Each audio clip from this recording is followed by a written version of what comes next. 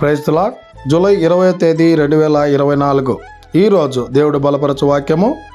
అపాయమేమియో కలుగకుండాను నా దేవుడైన యెహోవా నలుదిశలను నాకు నెమ్మది దయచేసి ఉన్నాడు.